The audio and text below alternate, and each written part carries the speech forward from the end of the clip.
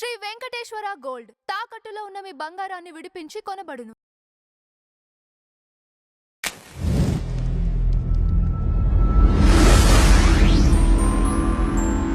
నమస్కారం రాజేష్ గారు. నమస్కారం. మహానాడు అనేది తెలుగుదేశం కార్యకర్తకి ఒక 3 రోజులు ప్రతి కార్యకర్తకు కూడా బ్రహ్మాండమైన పండగ. అయితే ఈసారి వర్చువల్ మీటింగ్కే ప్రాధాన్యతనిచ్చారు. ఏది కారణం ఏమైనా ఉందా అండి? దేశాన్ని తరుముకుంటూ వస్తున్న చమురు సంక్షోభం, వీటన్నిటి నేపథ్యంలో ప్రభుత్వాల పరంగా కొంత పొదుపు చర్యలని ప్రజలకి ఉపదేశిస్తూ, పౌర సమాజానికి పొదుపు చర్యల గురించి ఉపదేశిస్తున్న మనం అధికార పార్టీగా ఇంత వేడుకగా ఇన్ని లక్షల మందిని సమీకరించి బహిరంగ సభల నిర్వహణ, అలాగే వేలాది మందిని తరలించి అక్కడ కోట్లాది రూపాయలు ఖర్చు పెట్టి ఈ కార్యక్రమ నిర్వహణ చేయటం శ్రేయస్కరం కాదు. కోడలికి బుద్ధి చెప్పిన అత్త తాను తెడ్డు నాకూడదు కదా. ఓకే. ప్రజలకి పొదుపు చర్యలు పాటించమని చెప్పి, విలాసాలు లగ్జరీస్ కొంతకాలం సాక్రిఫైస్ చేయండి అని చెప్పి, బంగారం వంటివి కూడా కొనుగోలు వాయిదా వేయండి అని చెప్పి, ఫారిన్ ఎక్స్చేంజ్ వీలైనంత వరకు పొదుపు చేయాలి, మనం ఆ సంక్షోభాన్ని నుంచి దేశం అధిగమించాలి అని అంటే ప్రభుత్వ పరంగా కూడా మేము కూడా కొన్ని పొదుపు చర్యలు పాటిస్తున్నాము అని చెబుతూ అధికార పార్టీగా రంగరంగ వైభవంగా 7 లక్షల మందితోటి బహిరంగ సభల నిర్వహణ, 20,000 మంది ప్రతినిధులతోటి 2 రోజుల పాటు మహానాడు వేడుక, ఇవన్నీ కూడా ఒకటి ఖర్చుతో కూడుకున్న వ్యవహారం. కానీ ఇక్కడ పాల్గొనే వాళ్ళ సంఖ్య కూడా లిమిటెడ్ పెట్టారంట. అదే చెప్తున్నా. ఇటువంటి సందర్భంలో ఇప్పుడు ఏం పాలసీ తీసుకున్నారు అని అంటే, వాస్తవంగా నవంబరు 27, 28, 29 నెల్లూరు జిల్లాలో మహానాడు నిర్వహణకి సంకల్పించారు.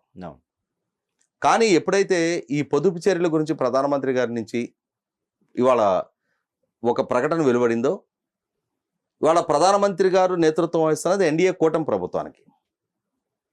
ఆ ప్రభుత్వంలో మేము కూడా అంతర్భాగం. అలాగే రాష్ట్రంలో కొనసాగుతున్నది కూడా ఎన్డీఏ కూటమి ప్రభుత్వం. చంద్రబాబు నాయుడు గారి నాయకత్వంలో ఉన్న ప్రభుత్వంలో భారతీయ జనతా పార్టీ కూడా అంతర్భాగం.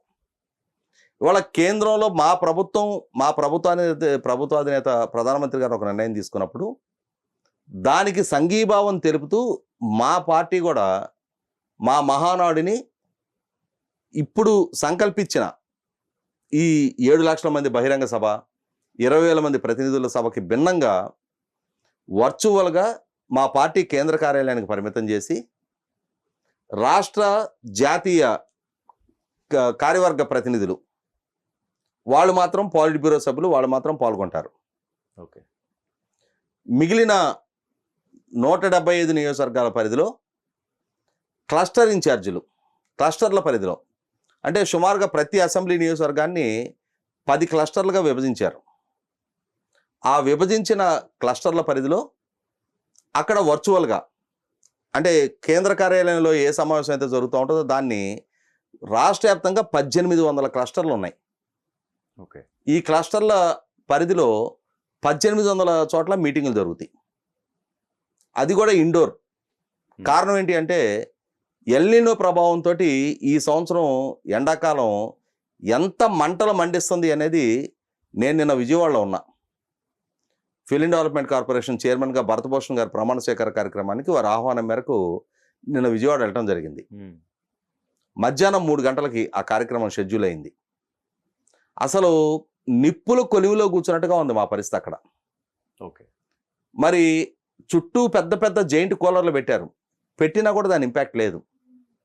అటువంటిది ఇన్ని లక్షల మంది ప్రజలు అక్కడికి తరలి రావాలి, ఆరోగ్యపరంగా కూడా కొంత సంక్లిష్ట పరిస్థితులు ఎదుర్కోవడానికి ఆస్కారం ఉంది. మనం చూసాం నిన్న ఒక్కరోజు తెలంగాణ రాష్ట్రంలో వడదెబ్బకి 45 మంది చనిపోయారని చెప్పని వార్తలు వింటూ ఉన్నాం మనం. మరి ఆంధ్రప్రదేశ్ రాష్ట్రంలో ముఖ్యంగా కోస్తా తీర ప్రాంతంలో ఉండే హ్యూమిడిటీ ఇంపాక్ట్ అది మరింత ఘోరంగా ఉంది పరిస్థితి అక్కడ. దాంతో ఒకటి ఈ మా క్యాడర్ని కాపాడుకోవాలి. ప్రస్తుతం ఇవాళ ప్రభుత్వాల పరంగా ప్రజలను పొదుపు చర్యలు పాటించమని చెప్తూ పార్టీ పరంగా, అధికార పార్టీ పరంగా మేమే ట్రెండ్ సెట్టర్లుగా ఉండాలి అని చెప్పనే ఒక ఉద్దేశం. అన్నిటికన్నా ముఖ్యంగా ఇప్పుడు వచ్చిన సాంకేతికత, ఇవాళ అందుబాటులో బ్రహ్మాండమైన సాంకేతికత అందుబాటులో ఉంది. ఒక రూమ్లో 10 మంది కూర్చొని మాట్లాడి కూడా దాన్ని రాష్ట్ర వ్యాప్తంగా ప్రపంచవ్యాప్తంగా ప్రసారం చేయడానికి ఆస్కారం ఉంది. ఈ నేపథ్యంలో మొత్తం రాష్ట్రంలో ఉన్న శ్రేణుల్ని ఇన్వాల్వ్ చేస్తూ 7 లక్షల మంది నెల్లూరు తరలించాలనుకున్నాం. కానీ ఇవాళ 1800 క్లస్టర్లో ఒక్కొక్క క్లస్టర్లో కనీసం అంటే 300 నుంచి 500 మంది ఆ క్లస్టర్లో ఉన్న ఈ సీనియర్ కార్యకర్తలందరూ ఒక దగ్గర జమవుతారు. కేంద్ర కార్యాలయంలో జరిగే కార్యకలాపాలు మొత్తం ఇక్కడ లైవ్ స్ట్రీమింగ్ అవుతూ ఉంటాయి.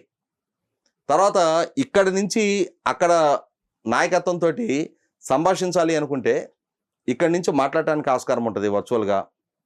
వాళ్ళు చెప్పే సందేశాలు ఇక్కడ వినడానికి ఆస్కారం ఉంటుంది.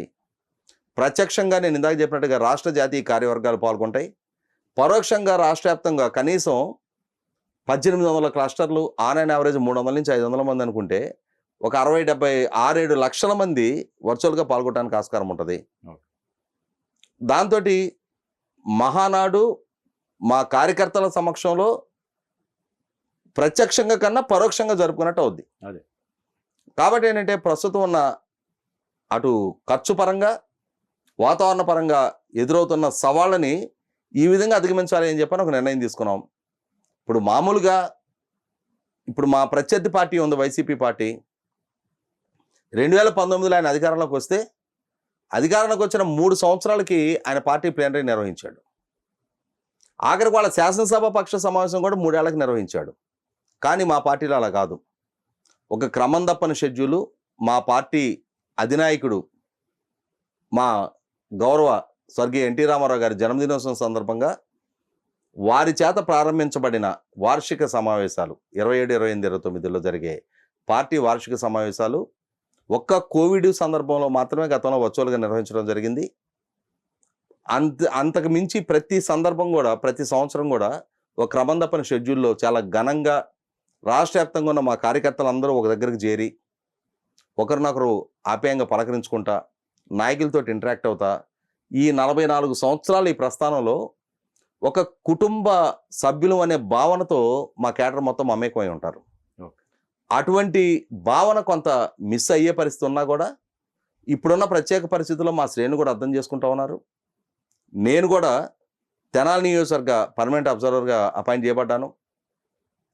తెలుగుదేశం పార్టీ రాష్ట్ర అధికార ప్రతినిధిగా, తెలుగుదేశం పార్టీ రాష్ట్ర కమిటీ సభ్యుడిగా ఇవాళ తెనాలి అసెంబ్లీ నియోజకవర్గ పర్మనెంట్ అబ్జర్వర్గా అపాయింట్ చేయబడ్డా. రేపటి నుంచే నేను అక్కడ ఉంటాను. మా నియోజకవర్గ పరిధిలో కూడా అంటే నేను అపాయింట్ చేయబడ్డ నియోజకవర్గ పరిధిలో కూడా 10 క్లస్టర్స్ ఉన్నాయి. క్లస్టర్ ఇన్ఛార్జీలందరితో కూడా ఆల్రెడీ మాట్లాడాను. అందరూ ఎవరి క్లస్టర్ పరిధిలో వాళ్ళు అక్కడ హాజరయ్యే వాళ్ళకి breakfast, lunch, snacks, drinking water, మజ్జిగ లాంటివన్నీ కూడా అందిస్తూ అన్ని ఏర్పాట్లు సక్రమంగా జరిగిపోతూ ఉన్నాయి. కాబట్టి ప్రస్తుతం ఉన్న విపత్కర పరిస్థితుల్లో మా శ్రేణులకి ప్రమాదం జరగకుండా నివారించడం, రెండోది మా భావజాలాన్ని ప్రతి సంవత్సరం మా శ్రేణులతో చర్చించి వారి అభిప్రాయాన్ని కూడా క్రోడీకరించి మేము మా రిజల్యూషన్స్ పాస్ చేసుకునే మా విధానాన్ని యథావిధిగా కొనసాగిస్తున్నాం.